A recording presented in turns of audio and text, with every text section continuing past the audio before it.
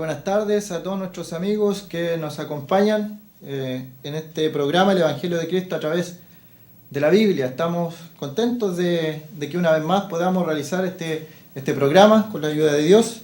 Y como en otros programas también queremos hacerle un obsequio al final del programa. Se trata de un libro que lleva por título Seguridad Eterna, la seguridad que tiene el creyente, el cristiano, de su salvación. Por eso el nombre del título del libro, Seguridad Eterna, y donde se ven todos los textos y pasajes que muchas veces complican a un lector que rápidamente pasa por algunos pasajes. Este libro explica a profundidad esos textos complicados, difíciles, acerca de la seguridad eterna de la salvación. La Biblia muestra cómo la salvación es un regalo inmerecido de Dios.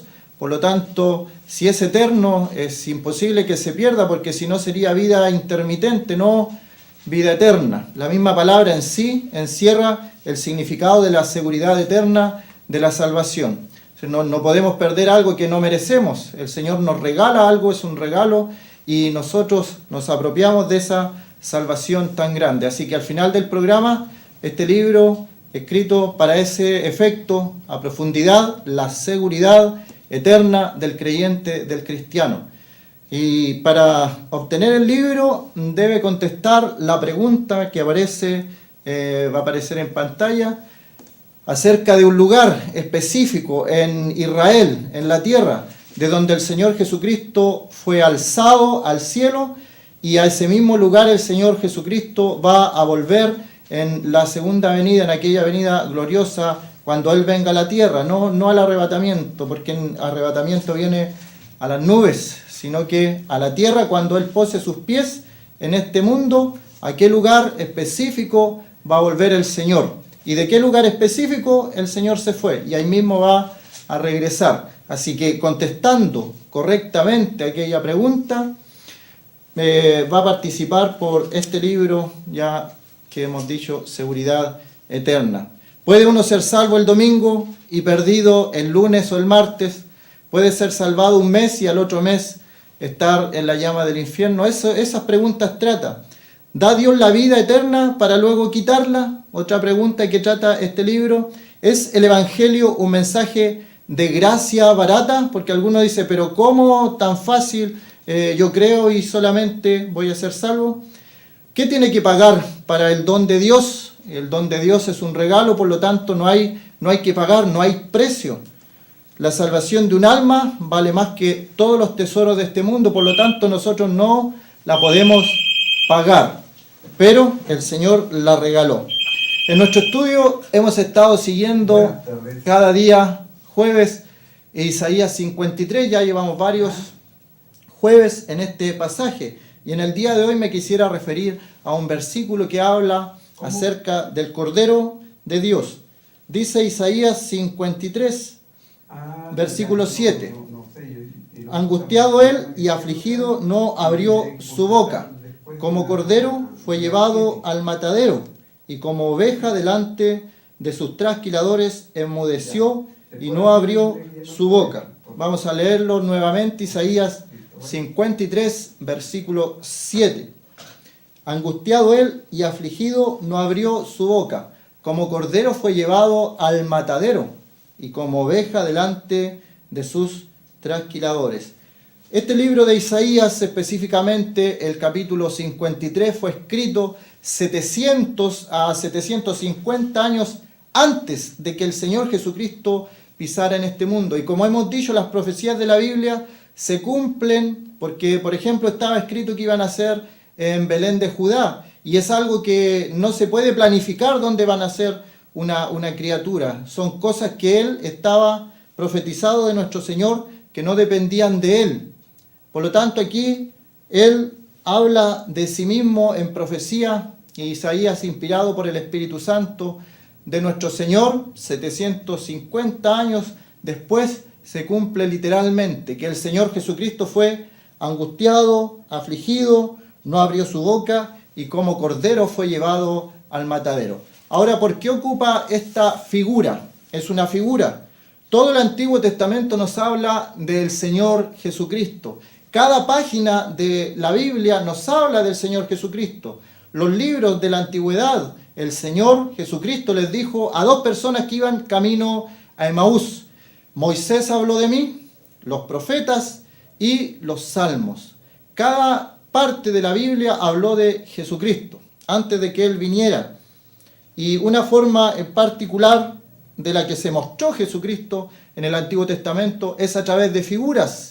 A través de figuras como el arca, por ejemplo, y podemos pensar que las personas fueron salvadas en el arca, y eso es figura de Jesucristo. Los que estaban dentro del arca se salvaron. Los que están en Cristo en el día de hoy son nueva criatura. Así, el Cordero es figura de nuestro Señor Jesucristo. Juan, capítulo 1, versículo 29. Juan 1, 29 nos dice: el siguiente día vio Juan a Jesús que venía a él y le dijo: he aquí el Cordero de Dios que quita el pecado del mundo. Isaías 53 lo presenta al Mesías sufriente como el Cordero de Dios, como el Cordero que fue inmolado, como el Cordero que sufrió una muerte cruel, una muerte atroz, refiriéndose a una persona. Ahora, como Cordero fue llevado al matadero, y como oveja delante de sus trasquiladores enmudeció y no abrió su boca. Los que han visto alguna vez cómo se sacrifica o cómo se mata un cordero se darán cuenta que aquel cordero no grita, no hace ni un ruido. Él se queda tranquilamente hasta que lo matan. A diferencia de otros animales que se escucha a metros que lo están matando. Y el Cordero de Dios en silencio sufrió aquella muerte.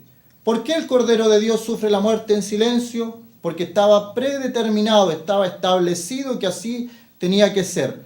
¿Quién era Juan el Bautista? Era hijo de un sacerdote. Y este sacerdote Zacarías, llamado por el Señor cuando él fue a entregar una ofrenda en el templo, se le dice que va a tener un hijo. Y él era de edad avanzada con su esposa Elizabeth. Y siendo de edad avanzada, hubo un milagro que tuvieron este hijo, Juan. Y el pequeño Juan tiene que haber visto a su padre sacerdote sacrificar en el templo. Se presentaban sacrificios, ofrendas, pero no podían hacer expiación por el pecado. Solamente cubrían este cordero que derramaba la sangre, cubría con esa sangre derramada los pecados del pueblo, los pecados de una persona que se constreñía, que tenía un espíritu contrito, humillado, decía: he pecado contra Dios. Tomaba un cordero, tomaba un macho cabrío, tomaba una becerra, iba al templo, lo presentaba con un sacerdote, y esa sangre era limpiar a este hombre de sus pecados. Pero pasado el tiempo, este hombre volvía a pecar. ¿Qué se hacía? Nuevamente, si este hombre sentía la culpa tan grande de su pecado, iba nuevamente al templo y llevaba otra ofrenda, otro cordero. Y así pasaron muchos años, muchas ofrendas, muchos corderos que no podían quitar el pecado, solamente lo cubrían, lo limpiaban, lo tapaban. Y por eso cuando Juan ve a Jesucristo en este mundo, Jesús el carpintero, el hijo del carpintero, una persona común y corriente, no estaba en el mundo religioso, no estaba en el mundo donde estaban los fariseos, los escribas, los sacerdotes, no estaba en el templo. Él era hijo de un carpintero, vivía una vida común y corriente para la vista de los demás. Pero él sabía desde los 12 años que él tenía una misión especial. ¿No sabíais que en los negocios de mi padre me es necesario estar? Le dice a sus padres cuando está en el templo a los 12 años. Y ahora le vemos ya comenzando su ministerio y viene Juan y lo va a bautizar, y Juan dice de él: he aquí el Cordero de Dios que quita el pecado del mundo. Juan 1:29. He aquí el Cordero de Dios, refiriéndose al Señor Jesucristo. Por eso Isaías 53 se refiere a él como el Cordero que padeció, fue llevado al matadero, fue afligido, fue angustiado, como oveja delante de sus trasquiladores. Un corderito, una ovejita, un cabrito, un chivito, tenía que ser escogido, tenía que ser sin mancha alguna. Tenía que ser perfecto en todas sus características. Así presentaban el sacrificio. Y el pueblo de Israel, al pasar del tiempo, empezó a desgastarse en sus costumbres religiosas y llevaba corderitos o machos cabríos con defectos. Y el Señor, a través de los profetas, les habla duramente y le dice: lleven eso a sus príncipes, a sus reyes, a ver si se lo reciben, porque daban lo mejor a este mundo y lo peor a Dios. Es el mundo religioso, el Señor no quiere eso, que demos lo mejor de nosotros a Él y lo demás queda en un segundo plano. Tiene que ver con las prioridades en tu vida, qué es lo que está primero, qué es lo que está después, qué es lo que está último. Dice que el que anhela ganar su vida en este mundo va a perder su vida en el porvenir. Y tiene que ver con nuestros anhelos, con nuestras prioridades, con lo que ponemos en primer lugar en nuestra vida. Porque si ponemos algo y anhelamos algo en primer lugar, más que todas las cosas que tienen que ver con Dios, más que a Dios mismo, algo que el Señor sabe cada vida que está escuchando en esta tarde, y el Señor sabe dónde está tu mirada, dónde está nuestra mirada. Y si eso ocupa el primer lugar antes que Dios, estamos mal. Eso tiene un nombre y se llama un pecado. Se llama el pecado de la idolatría. Poner algo o a alguien en primer lugar antes que a Dios. Jeremías capítulo 11, versículo 19 nos dice también en forma profética, otro profeta de los 4 que están como los profetas mayores. El profeta Jeremías también habla de la figura del Cordero en forma profética. Y Jeremías 11, 19 dice: yo era como un cordero inocente que llevan a degollar, pues no entendía que maquinaban designios contra mí, diciendo: destruyamos el árbol con su fruto y cortémoslo de la tierra de los vivientes, para que no haya más memoria de su nombre. El profeta Jeremías también refiriéndose a este cordero en figura, recordemos, 700 años más adelante va a acontecer. A veces algunos se asombran con algunas profecías que tienen 50 o 100, hasta 200 años, pero estas profecías tenían 700, 500, 1000 años algunas profecías, y se cumplieron con exactitud al pie de la letra. Y se han estudiado. Y hay personas que quisieron, por ejemplo, en referencia a las profecías, anular estas profecías. Hombres de estudios, doctores, y mientras estudiaban para contradecir estas profecías de la Biblia, ellos se convirtieron al Señor y fueron salvados, y ahora, en el día de hoy, son expositores de la palabra de Dios, maestros de la Biblia, porque la Biblia se puede comprobar. La fe no es algo abstracto, pero no está en el aire. No es un salto al vacío de la nada. La fe y la ciencia tampoco tienen oposición. Quien más habla de la ciencia es Dios a través de la Escritura. Así que hay hartas cosas que en el día de hoy se han perdido de alguna forma. Como cordero inocente que llevan a degollar, lo presenta Jeremías. Y dice que él no sabía lo que maquinaban contra él, aquellos designios. ¿Y qué decían aquellas personas que lo asesinaron? Aquellas personas que lo mataron como el Cordero de Dios: destruyamos el árbol con su fruto y cortémoslos de la tierra de los vivientes, para que no haya más memoria de su nombre. Aquel Cordero, lo que mataron al Señor, destruyamos el árbol, sus frutos, quitémoslo de la tierra de los vivientes, para que no haya memoria de su nombre. Su nombre Jesús, su nombre Yeshua, el Mesías, su nombre Cristo, el Mesías prometido. Llamará su nombre Jesús, llamará su nombre Jesús, porque Él salvará a su pueblo de sus pecados. ¿Hay alguna persona en esta tarde que sienta el peso de los pecados, que sienta el peso de sus errores en la vida contra Dios, lo que ha pecado y ha contaminado su vida contra Dios? Eso es pecado. Errar el blanco, eso significa cuando hay un arquero y va a disparar al centro en el blanco directo y erra ese tiro, eso es pecar. Erró el blanco y el hombre ha errado el blanco. El hombre ha pecado. Dios dice una cosa y el hombre hace otra. Dios tiene unos intereses y el hombre tiene otros intereses. Dios quiere que conformemos de una forma a la familia, el hombre conforma de otra forma a la familia. Dios dice una cosa del matrimonio y el hombre dice otra cosa del matrimonio. Hemos cerrado el blanco. Hemos pecado contra Dios. Y el Señor quiere perdonar los pecados. ¿Y por qué Dios puede perdonar los pecados? ¿Por qué el Señor puede perdonar los pecados como un cordero de Dios?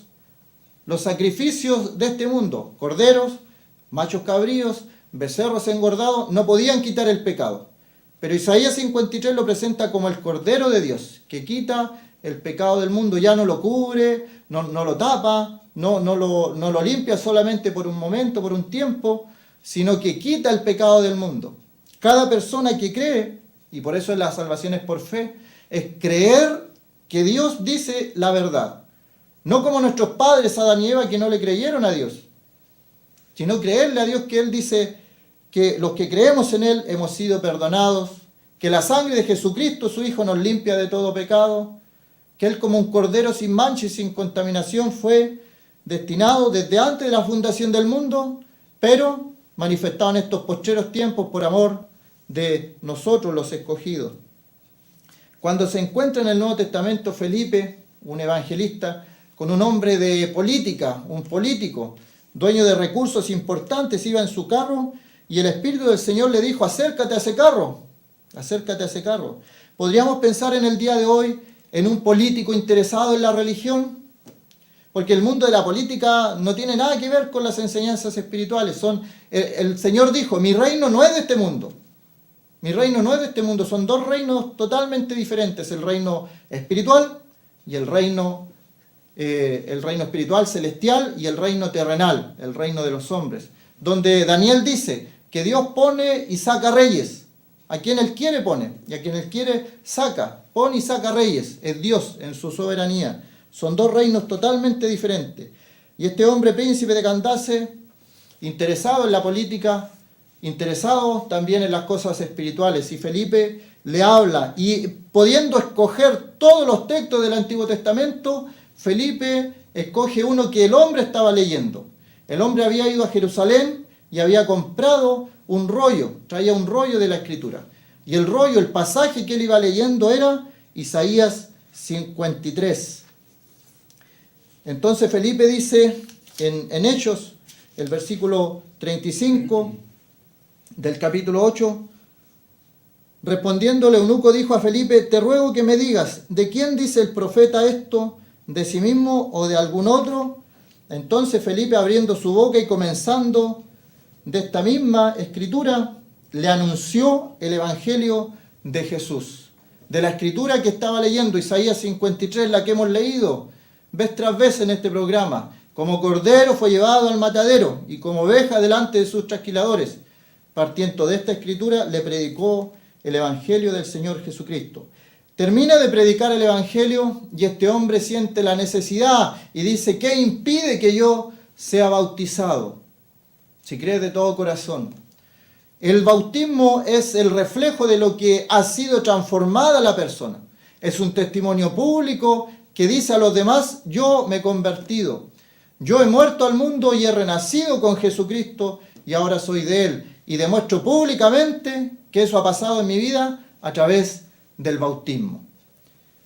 Todo el Antiguo Testamento habla de nuestro Señor Jesucristo, de su obra, a través de esta figura del Cordero. Por eso es tan importante. Y Él hasta el Apocalipsis, en la eternidad, se le denomina como el Cordero de Dios, como el Cordero de Dios. No hay otra denominación más importante que el Cordero de Dios en el libro del Apocalipsis. Se repite una y otra vez, está Rey de Reyes, Señor de Señores, pero se repite el Cordero que fue inmolado. Aquel Cordero que nos salvó, que nos rescató. Otro libro que habla de todos los sacrificios realizados por los judíos y que tipifica nuestra salvación, nuestra esperanza, es el libro de los Hebreos. En el capítulo 10 de Hebreos, versículo 3, capítulo 10 de Hebreos, versículo 3, dice lo siguiente. En estos sacrificios cada año se hace memoria de los pecados. Eso es lo que estábamos comentando. Cada año venían y se hacían sacrificios por aquellos pecados que la persona sentía que debía pagar, cancelar. Porque la sangre de los toros y de los machos cabríos no puede quitar los pecados, nos dice el libro de Hebreos. Por lo cual, entrando en el mundo, dice, sacrificio y ofrenda no quisiste más, me preparaste cuerpo. El Cordero de Dios que quita el pecado del mundo en un cuerpo terrenal. Indiscutiblemente grande es el misterio de la piedad. Dios fue manifestado en carne, dice Pablo en el libro de Timoteo. Así que tenemos a la persona del Señor Jesucristo, tenemos la figura del Cordero y nos explica la Biblia por qué el Señor es el Cordero de Dios. ¿Por qué? Porque quita el pecado del mundo. En Hebreos también, el capítulo 10, el versículo 11 dice, ciertamente todo sacerdote está día tras día ministrando, ofreciendo muchas veces los mismos sacrificios que nunca pueden quitar los pecados. Y este texto que viene a continuación es muy hermoso, muy bello, muy específico y de mucha importancia para aquellas personas que piensan o creen o les han dicho que la salvación se pierde. Porque si se pierde, entonces salvación por obras. Porque si una persona pierde esta salvación, ¿cómo la recupera? Bueno, cuando se porte nuevamente bien, está creyendo en una salvación por obras. Dice, pero Cristo, habiendo ofrecido una vez para siempre un solo sacrificio por los pecados, se ha sentado a la diestra de Dios. Porque con una sola ofrenda hizo perfectos para siempre a los santificados. ¿Cuántas ofrendas presentó nuestro sacerdote? Según el orden de Melquisedec, llamado Jesucristo, presentó una sola ofrenda. Un cordero inmolado, un cordero sin contaminación, sin mancha, perfecto, un cordero. ¿Y quién era ese cordero? El mismo Señor Jesucristo. Tenemos entonces que el Señor es el Cordero de Dios, que quita el pecado del mundo. Tenemos que Él es el sacerdote según el orden de Melquisedec. O sea, el mismo siendo el sacerdote, presenta una ofrenda perfecta, el Cordero de Dios que quita el pecado del mundo. ¿Cuántas veces tuvo que morir nuestro Señor en la cruz? Lo sabemos, la respuesta, una sola vez. ¿Y qué nos dice Hebreos, capítulo 10, versículo 12? Habiendo ofrecido una vez, para siempre, un solo sacrificio. Una vez y para siempre. La muerte del Señor no se debe volver a repetir. Él con una sola muerte, con una sola ofrenda hizo perfectos para siempre a los santificados. El libro de Pedro, el apóstol Pedro escribiendo en su primera carta en el capítulo 1, versículo 18, nos dice lo siguiente, primera de Pedro 1, 18. Sabiendo que fuisteis rescatados de vuestra vana manera de vivir, la cual recibiste de vuestros padres, no con cosas corruptibles como oro o plata, sino con la sangre preciosa de Cristo, como de un cordero. ¿Dónde está eso? Primera de Pedro, capítulo 1, versículo 19. La sangre de Cristo como de un cordero, sin mancha y sin contaminación, ya destinada desde antes de la fundación del mundo, pero manifestada en los postreros tiempos por amor de vosotros, y mediante el cual creéis en Dios, que le resucitó de los muertos y le ha dado gloria, para que vuestra fe y esperanza sean en Dios. Esa es la figura del Cordero de Dios. ¿Cuándo fue escogido el Cordero de Dios? Jesucristo, desde antes de la fundación del mundo. ¿Sabía Dios que el hombre iba a pecar? Nos responde la misma Biblia. Hay un plan superior, hay un plan maestro, hay un plan que nada se le escapó a Dios. La Biblia dice y afirma y reitera varias veces que antes de que el mundo fuese formado ya existía un plan de salvación. Ahora son los misterios de Dios, son los misterios de Dios, de su soberanía, de su tiempo, que Dios no tiene tiempo. Y Él dice que antes de la fundación del mundo había un cordero preparado. ¿Quién era este cordero? El Señor Jesucristo. Destinado desde antes de la fundación del mundo. Pero ¿cuándo se manifestó? En los postreros tiempos. En los postreros tiempos. Nosotros llevamos 2015 años desde que el Señor Jesucristo nació allí en Belén de Judá. 2015 años, aproximadamente, años más o menos.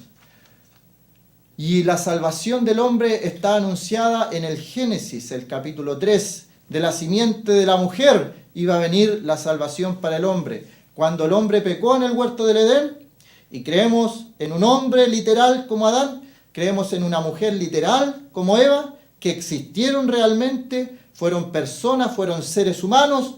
No creemos en la evolución, no creemos en todos estos millones y millones y millones de años que le agregan algunas personas o algunos, entre comillas, cristianos que para reconciliar ciertas cosas tienen otras teorías en el libro del Génesis. Creemos en dos personas creadas del barro, así con una fe simple pero a la vez profunda. Nuestro cuerpo humano está formado con los mismos componentes de la tierra. Y la Biblia dice que salimos del polvo, volvemos al polvo, y eso se cumple hasta el día de hoy.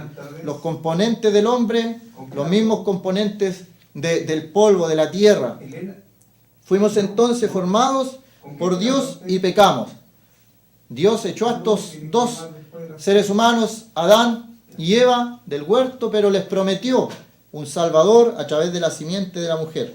Y en el futuro, el Señor Jesucristo en el futuro como el Cordero de Dios, en el libro de Apocalipsis, capítulo 5, versículo 11. Apocalipsis 5, 11 dice que había millones de millones que decían a gran voz: el Cordero que fue inmolado es digno de tomar el poder, las riquezas, la sabiduría, la fortaleza, la honra, la gloria y la alabanza, y a todo lo creado que está en el cielo, y sobre la tierra, y debajo de la tierra, y en el mar, y a todas las cosas que en ellos hay. Oí decir al que está sentado en el trono y al Cordero sea la alabanza, la honra, la gloria, el poder por los siglos de los siglos. Son pasajes tremendos, son pasajes pero que tienen una amplitud que se podría estudiar cada una de estas palabras. Si en el día de hoy el cuerpo de Cristo, la iglesia de Dios, está dando toda la honra, la alabanza, el poder, la sabiduría, la fortaleza, la honra, la gloria, a aquel que se lo merece, al Cordero de Dios. ¿Estamos haciendo esto o nuestra vista está enfocada a veces más en actividades que tienen que ver con la iglesia que en la adoración misma? Porque Dios busca adoradores que le adoren en espíritu y en verdad. Dios se agrada de tales adoradores. Adorar a Dios, darle gloria, honra, poder, la riqueza, todo le pertenece a Él. Él es digno de tomar todo esto. ¿Y por qué da la razón en el Apocalipsis? Dice porque Él es el Cordero. El Cordero, para el Cordero sea la alabanza, la gloria, la honra, por los siglos de los siglos. La iglesia no se cansará de alabar al Cordero de Dios. ¿Por qué? Porque la sangre del Cordero de Dios ha limpiado nuestra mancha en el alma, ha perdonado nuestros pecados, nos presenta limpios esa sangre delante de la presencia de Dios. Como una persona pecadora, una persona que ha cometido tantos delitos y ha hecho cosas en su vida tan malas, puede pretender tener una esperanza delante de Dios y acercarse al cielo. La única forma es que la sangre de Jesucristo limpie todos sus pecados. Porque la sangre de Jesucristo tiene ese poder. Hay poder, hay poder. Sin igual poder cantamos, ¿cierto? Escuchamos cantar en las calles, en nuestras calles. Hay poder por la sangre que vertió. Jesús, nuestro Señor, vertió su sangre preciosa. Y esa sangre limpió nuestros pecados, nos limpia, nos presenta limpio delante de Dios. Y por eso la Biblia dice que si alguno quiere presentarse delante del Padre, puede hacerlo, porque la sangre de Jesucristo nos limpia de todo pecado. Si alguno está en Cristo, nueva criatura es. Si estamos en Cristo, podemos presentarnos delante de la presencia del Padre. ¿Crees tú en el Señor Jesucristo? ¿En aquel Cordero que fue inmolado? Ya no necesitamos, cuando pecamos, ir con un cordero o una ofrenda o un buey engordado. No necesitamos esas cosas. No hay un templo donde nos podamos dirigir y ¿sabe qué? Yo pequé, así que por eso traigo esta ovejita para que muera por mis pecados. El Señor Jesucristo es el Cordero de Dios que quita el pecado del mundo. Entonces una persona cree en el Señor Jesucristo y será salvo. Tú y tu casa, le dice el mismo Pablo a una persona que estaba a punto casi de morir, le dice: Señores, ¿qué debo hacer para ser salvo? Y la respuesta de Pablo es tan simple y a la vez tan profunda. No le dijo, repite esta oración, o hace tantas obras, o bautízate. La respuesta fue, ¿qué debo hacer para ser salvo? Cree en el Señor Jesucristo y serás salvo, tú y tu casa. Cree en el Señor Jesucristo. Y luego viene la otra pregunta también, ¿cómo uno puede estar seguro de su salvación? ¿Cómo uno puede tener esa seguridad eterna? Lo que habla este libro, la seguridad eterna, porque la vida cambia, porque Dios transforma, porque hay un testimonio vivo, la manifestación más grande del Espíritu Santo son vidas cambiadas, vidas transformadas para la gloria y la honra del Señor. Vamos a ir a escuchar un tema musical y luego de eso vamos a continuar con la palabra del Señor, y todavía está disponible el libro para que nos llame, conteste la pregunta de dónde el Señor Jesucristo fue alzado y a dónde volverá. Es el mismo lugar, es un lugar geográfico en la tierra de Israel. Contestando esa pregunta podrá participar por este libro. Que el Señor bendiga su palabra.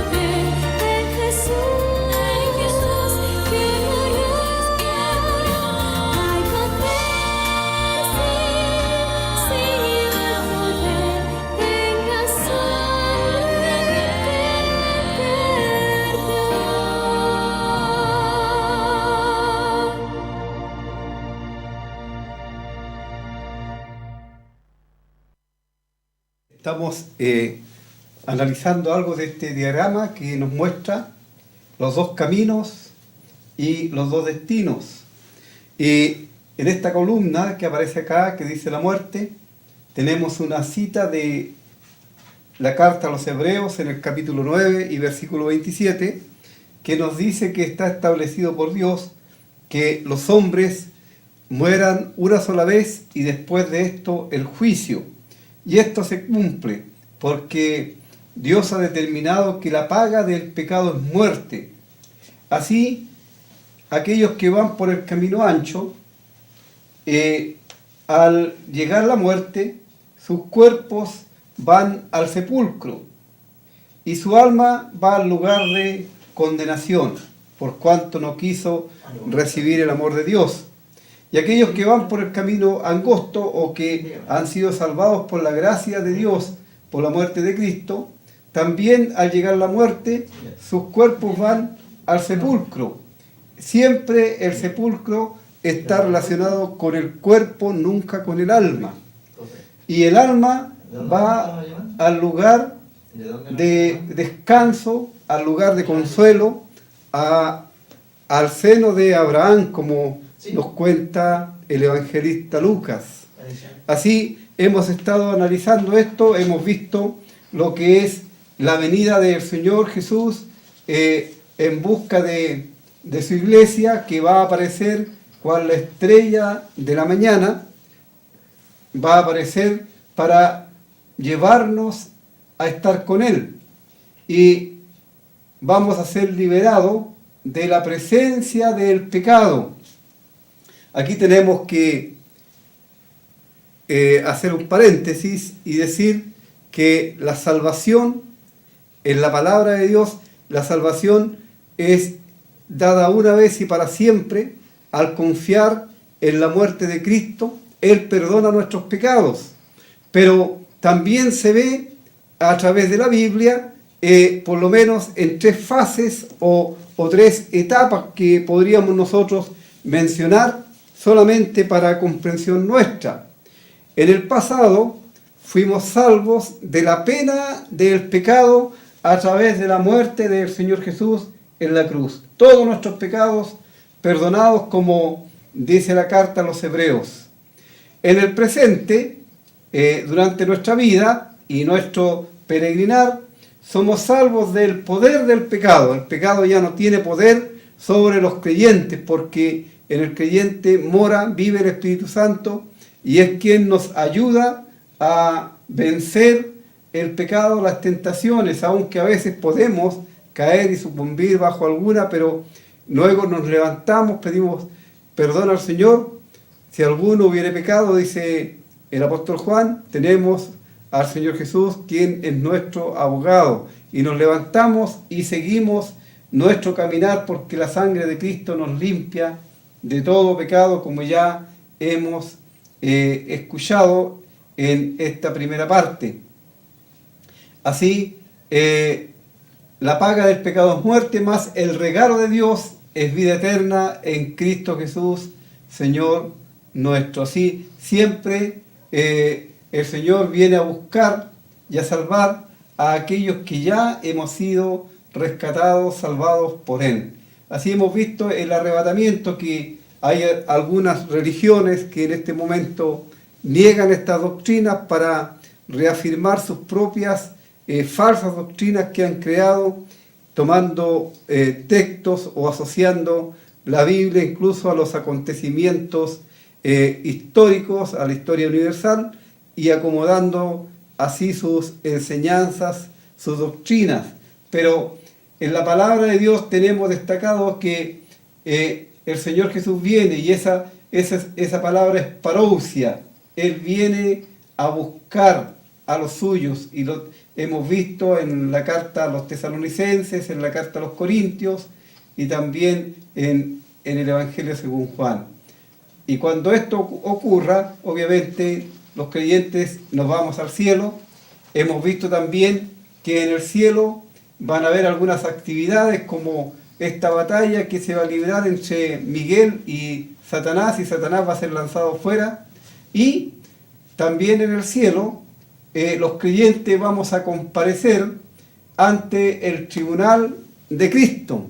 Y como ya lo hemos explicado bien, este tribunal, que es el Bema, tiene como finalidad examinar la vida del creyente a fin de ver si tienen merecimiento a algún premio, algún galardón.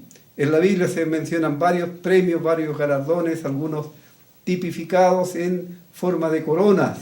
La corona de vida, la corona de justicia se nombra, la corona incorruptible de gloria, entre otras.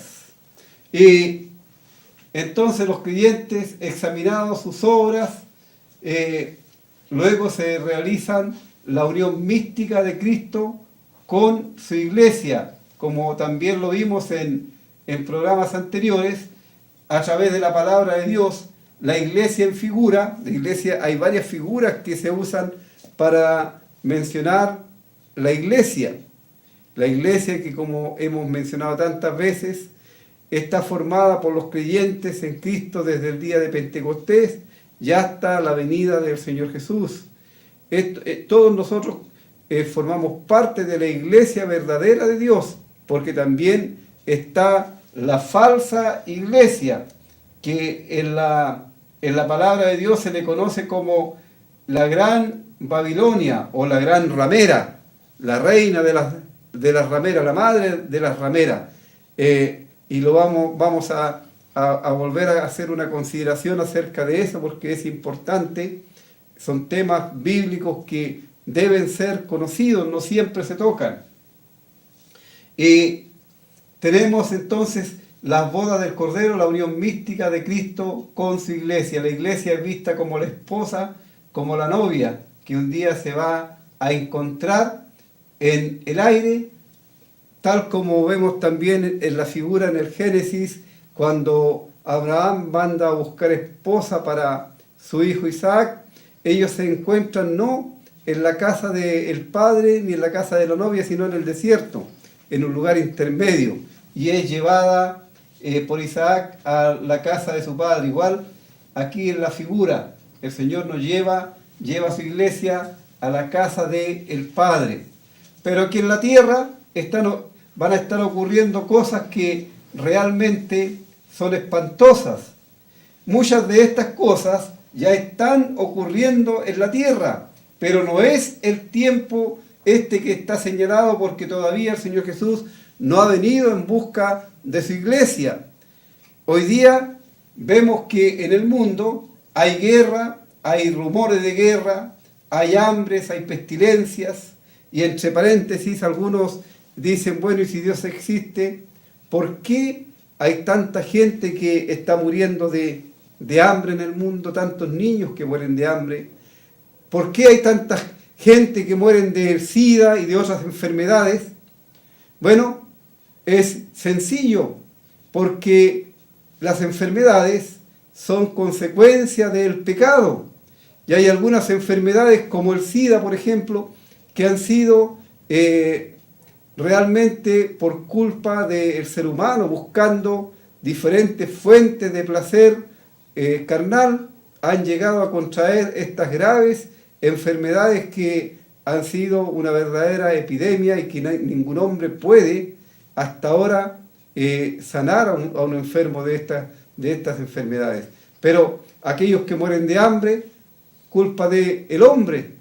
El hombre, en busca de ser líder, de obtener riqueza, ganancias, prefiere invertir en armas nucleares, en armas destructivas, y no dejar esos dineros para paliar el hambre, las necesidades de aquellos que realmente necesitan del sustento, de la alimentación diaria.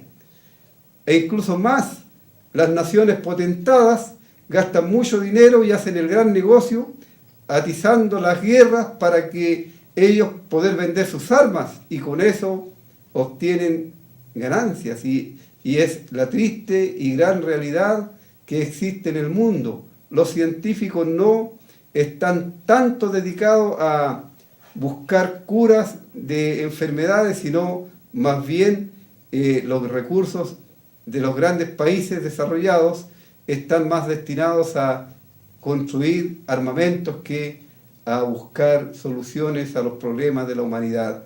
Y esto es así, por la ambición del poder. Y eso lo vemos a todo nivel.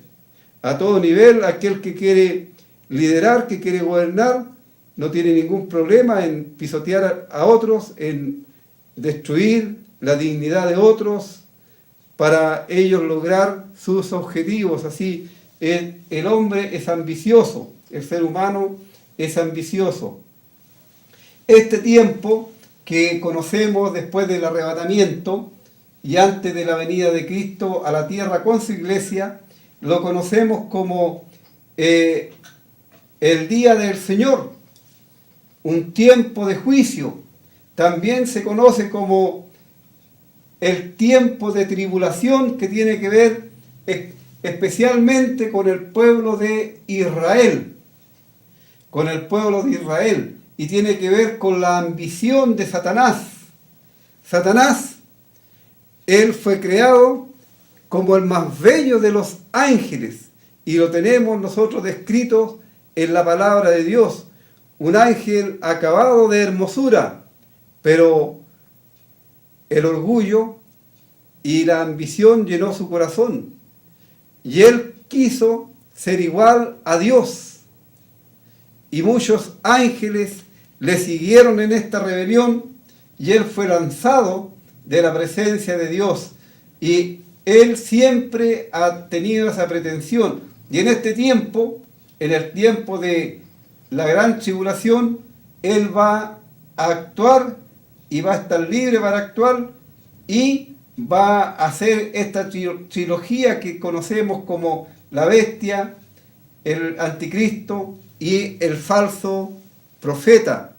Así va a ser un tiempo durísimo, un tiempo que dura 7 años o 42 meses, como leemos en la palabra de Dios, que está dividido en 2 periodos de 3 años y medio cada uno. Los 3 primeros años se llaman principio de dolores, y los otros 3 años y medio se llaman de gran tribulación.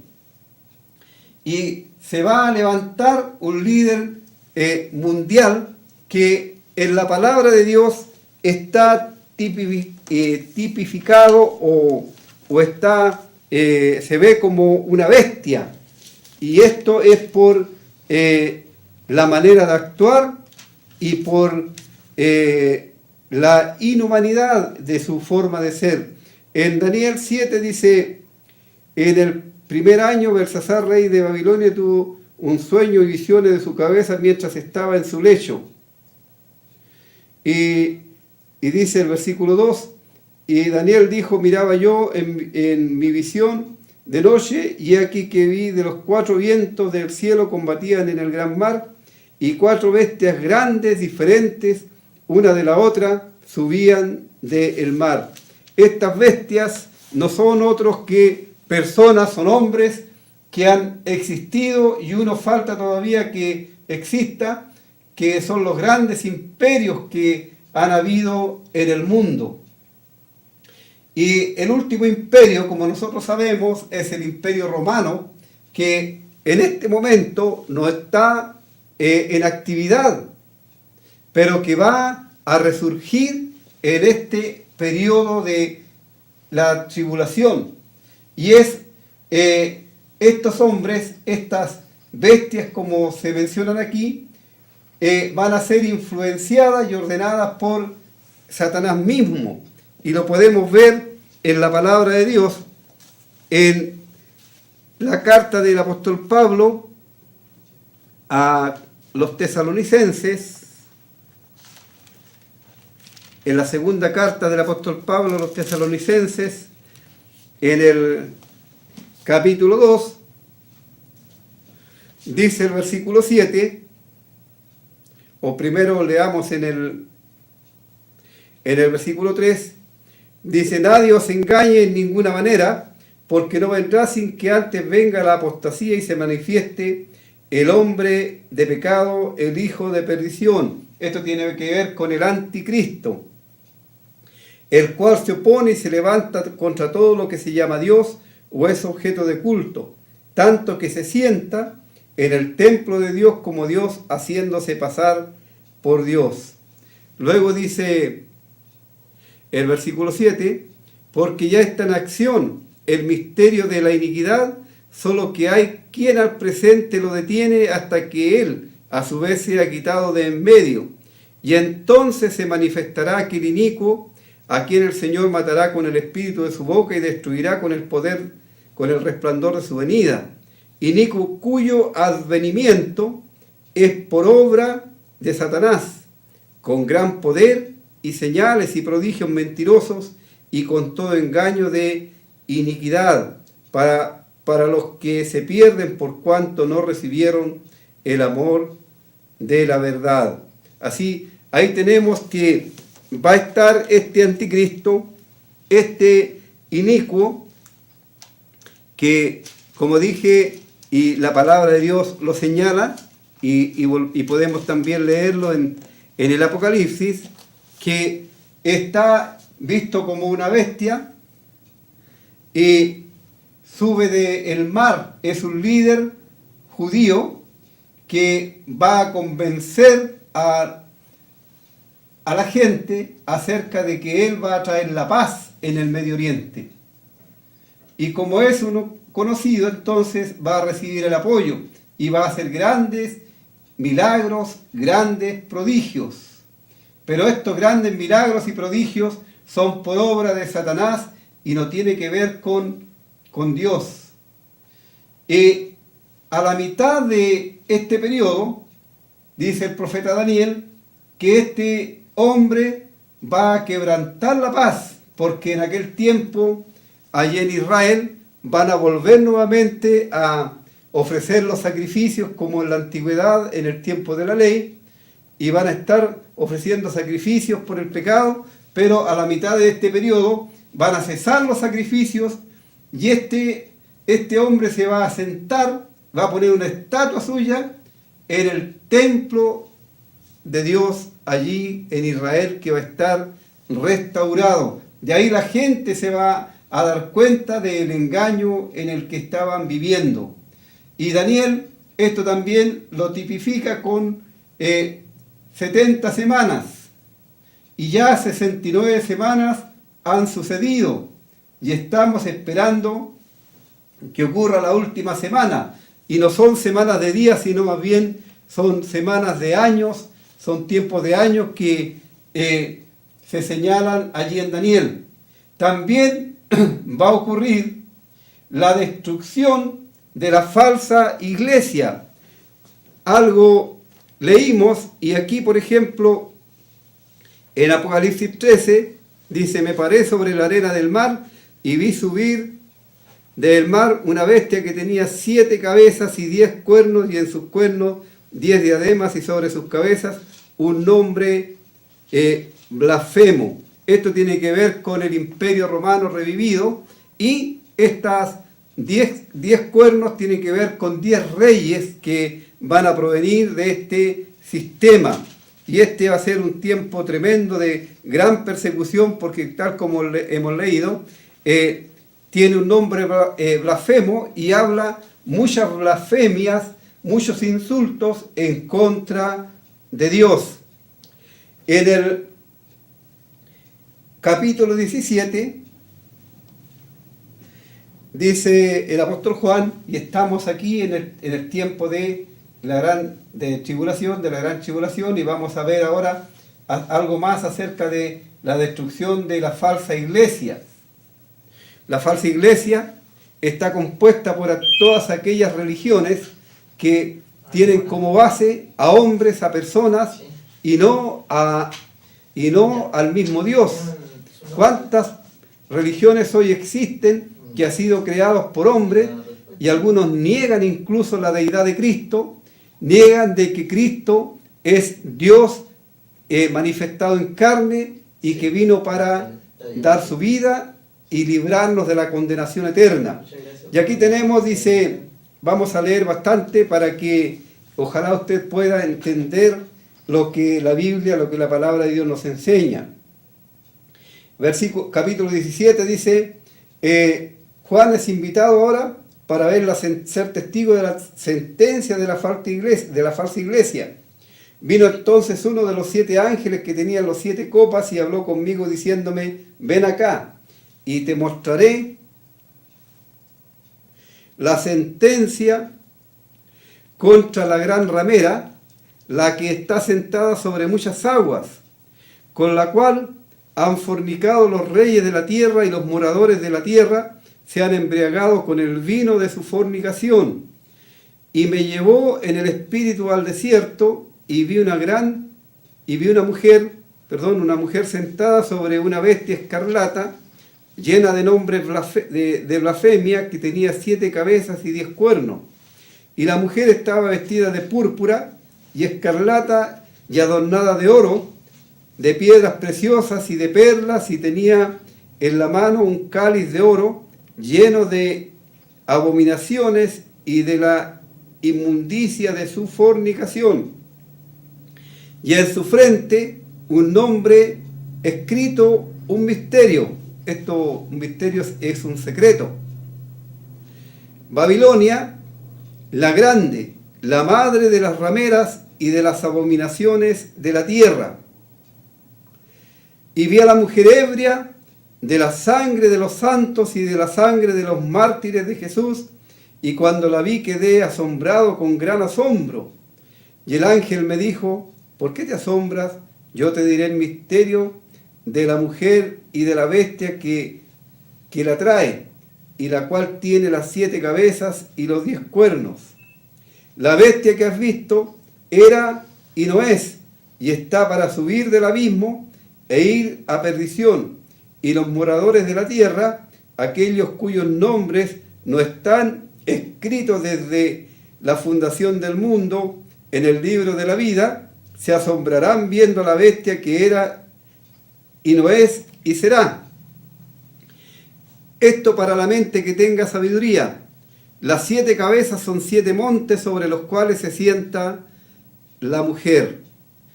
Y son 7 reyes, 5 de ellos han caído, uno es y el otro aún no ha venido, y cuando venga es necesario que dure breve tiempo.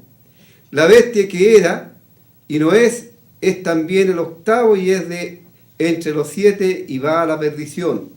Y los 10 cuernos que han visto son 10 reyes que aún no han recibido reino, pero por una hora recibirán autoridad como reyes juntamente con la bestia. Estos tienen un mismo propósito y entregarán su poder y su autoridad a la bestia. Pelearán contra el Cordero y el Cordero los vencerá, porque Él es Señor de señores y Rey de reyes, y los que están con Él son llamados y elegidos y fieles. Me dijo también: las aguas que has visto donde la ramera se sienta son pueblos, muchedumbre de naciones y lengua. Los 10 cuernos que vistes en la bestia, estos aborrecerán a la ramera y la dejarán desolada y desnuda, y devorarán sus carnes y la quemarán a fuego, porque Dios ha puesto en sus corazones el ejecutar lo que Él quiso, ponerse de acuerdo y dar su reino a la bestia hasta que se cumplan las palabras de Dios. Y la mujer que has visto en la gran ciudad, que reina sobre los reyes de la tierra. Aquí tenemos la sentencia contra la gran Babilonia o la gran ramera. Y tenemos que este es un gran sistema religioso y comercial que tiene su base en Roma y que controla grandes áreas del mundo gentil. Y los gobiernos y reyes han caído bajo su influencia, reducidos a una gran miseria, reduciéndolo a una gran miseria. Domina por un tiempo, va a dominar por un tiempo este imperio en el versículo 3, y tiene que ver con el imperio romano reavivado o renacido. Esto tiene que ver con la bestia escarlata. El color escarlata nos habla de Satanás. Y la mujer vestida de púrpura, en la vestimenta de la mujer, las joyas y las piedras preciosas tienen que ver con las gran riquezas que exhibe. Las abominaciones en la idolatría y la inmoralidad que hay en medio también de este sistema. Esta gran Babilonia, la madre de las rameras, es la que ha derramado la sangre de los mártires cristianos, y vemos a través de los siglos cuántos cristianos han sido martirizados por este sistema. Y aún en el mundo hoy día hay muchos que están siendo muertos, quemados, degollados por causa del Evangelio de Cristo. Es cierto que acá hasta ahora en nuestro país, gracias a la voluntad de Dios, no tenemos una persecución así, pero sí hay países, especialmente en Turquía, y en países del Medio Oriente, que es lamentable cómo están ocurriendo estos actos criminales en contra de los creyentes.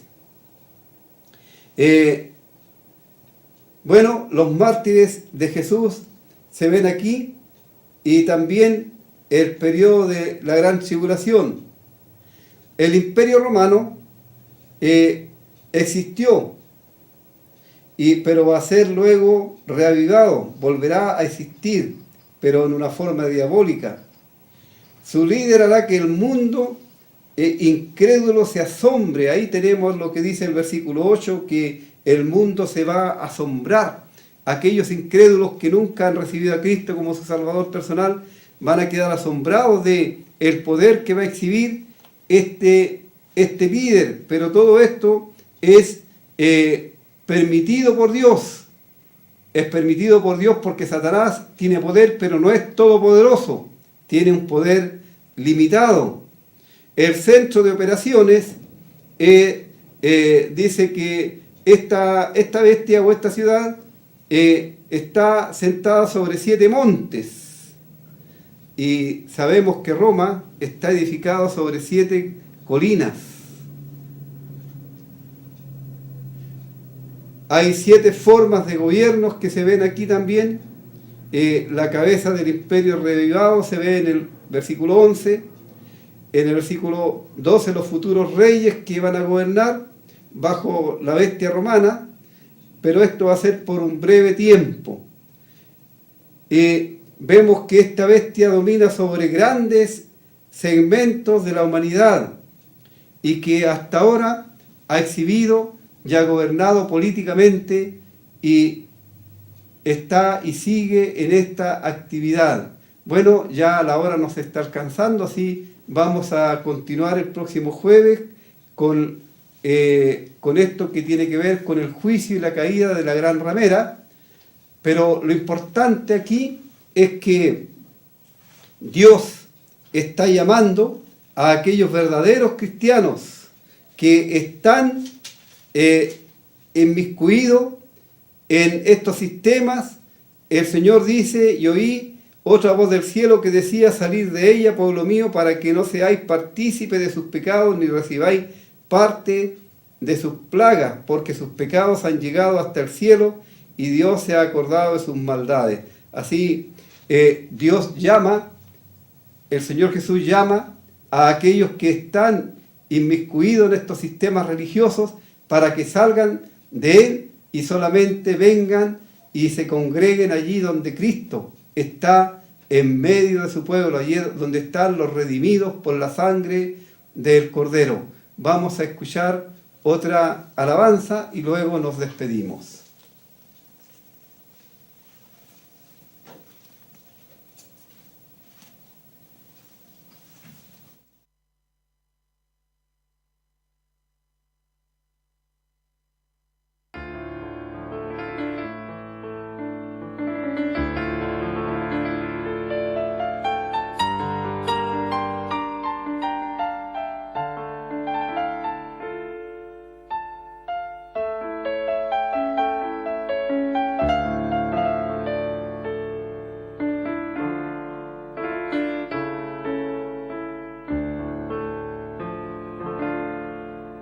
El que habita al abrigo de Dios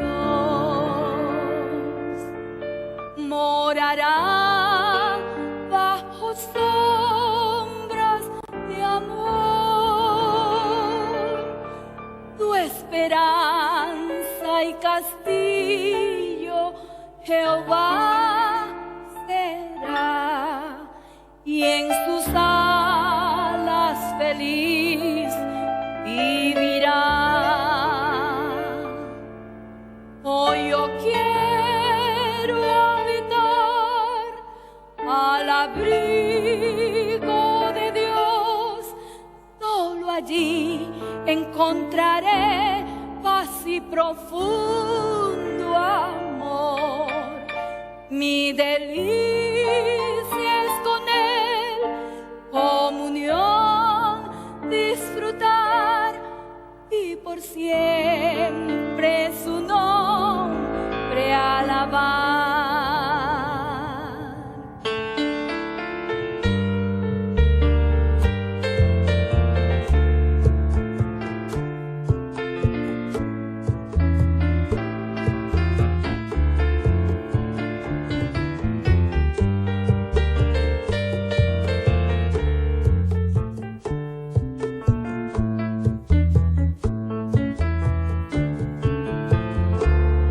El que habita al abrigo de Dios, muy feliz ciertamente será.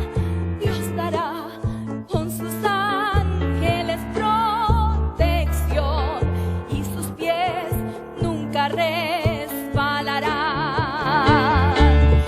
Oh, yo quiero habitar al abrigo de Dios, solo allí encontraré paz y profundo amor. Mi delicia es con Él, comunión, disfrutar y por siempre su nombre alabar.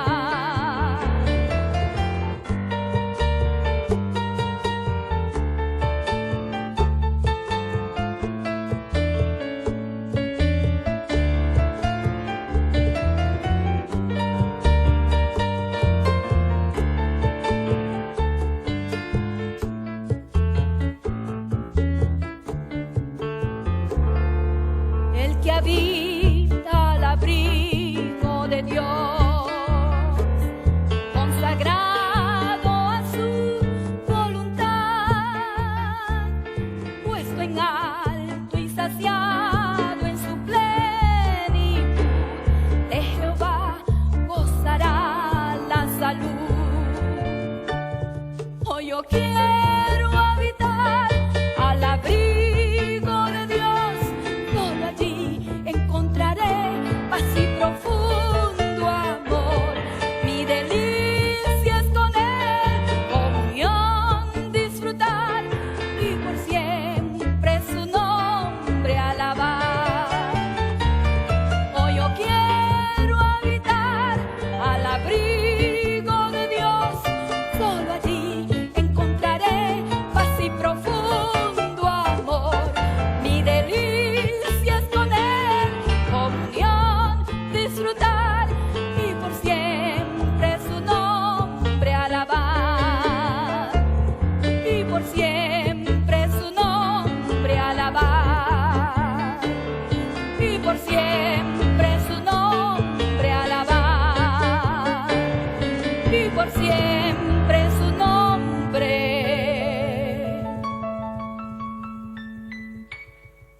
alabar.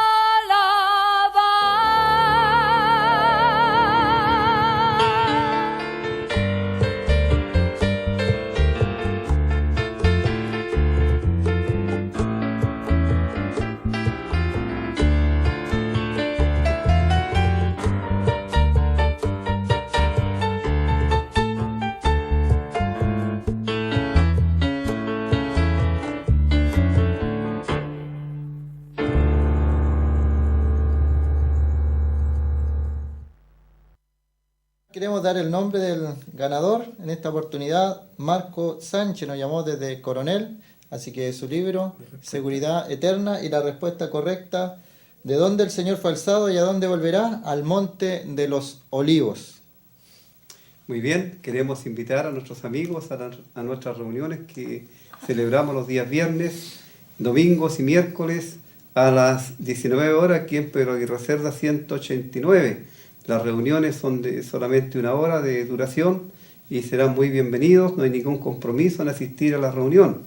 También ofrecemos los cursos bíblicos Emaú, que usted puede estudiar en su casa, son libros 100% doctrinales, no tienen ningún compromiso de ninguna forma. Así les invitamos para que nos escriban, nos llamen, o si alguien necesita que les visitemos para conversar más ampliamente de la verdad de las Escrituras, también puede contactarnos y podemos responder a sus inquietudes. Deseamos que el Señor les bendiga y si el Señor lo permite estaremos nuevamente el próximo jueves para seguir conversando del Evangelio de Cristo a través de las Escrituras.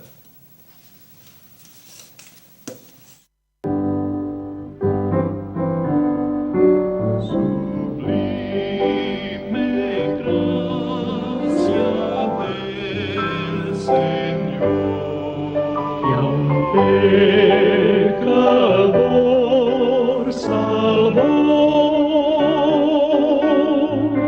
Fui ciego, mas hoy miro.